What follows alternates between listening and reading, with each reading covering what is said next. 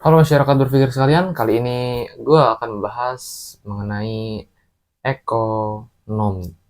Pasti kalian sudah tidak asing lagi dengan kata ekonomi.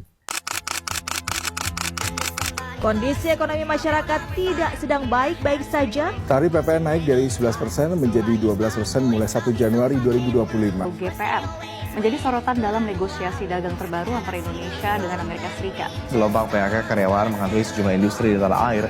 PPN bakal naik menjadi 12% di tahun 2025. 7 April rupiah dibuka melemah sebesar 251 poin. Tapi yang kita pertanyakan di sini dan hari ini adalah apa itu ekonomi? Ekonomi berasal daripada dua suku kata Yunani. Pertama ada oikos dan kedua ada nomos. Oikos yang berarti rumah tangga dan nomos yang berarti pengaturan. Jadi mengatur rumah tangga gitu. Kenapa ekonomi bisa ada? Kelangkaan atau scarcity. Ekonomi lahir karena dua hal, sumber daya manusia yang terbatas dan keinginan manusia yang tidak terbatas.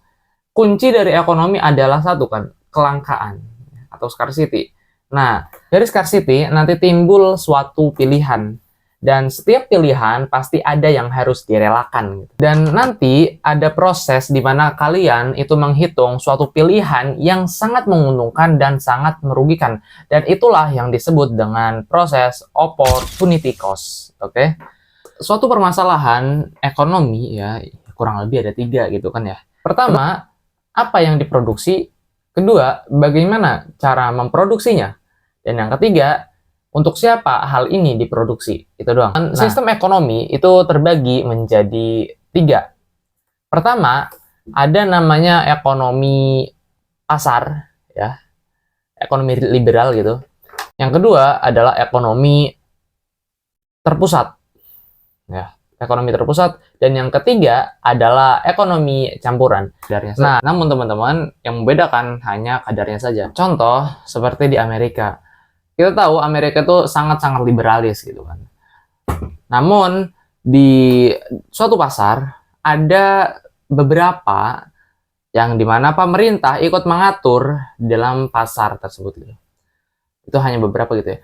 Yang membedakan sebenarnya hanya kadarnya saja. Beda seperti di Cina, di Rusia gitu kan. Yang kadarnya itu lebih kepada ekonomi terpusat gitu. Kalau Amerika kan ekonomi kadarnya tuh lebih ke ekonomi liberal gitu. Nah, teman-teman, untuk memahami ekonomi secara sederhana, coba kalian bayangkan kalau kalian itu ada di tengah gurun. Di tengah gurun, kering kerontang, dan bantuan akan datang 7 hari ke depan ya, menggunakan helikopter. Dan kalian hanya memiliki air 200 mili. Atau 200 mili, segelas belimbing tuh ya.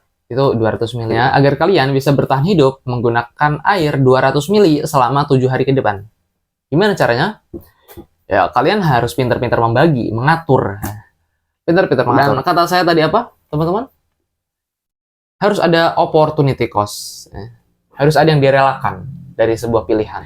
Itu kenapa kalian harus pintar-pintar memilih. Sejatinya cuma itu doang kan ya? Sejatinya mengenai ekonomi adalah pemilihan mana yang terbaik dan mana yang kurang. Dan pilihan-pilihan ini harus ada yang kalian relakan.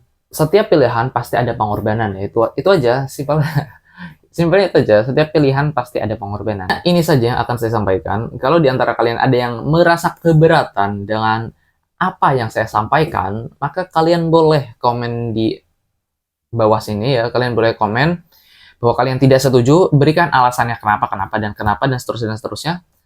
Itu saja. Dan kalau kalian merasa ada yang setuju, maka kalian like dan subscribe, gitu aja sih. Oke, terima kasih. Salam masyarakat berpikir.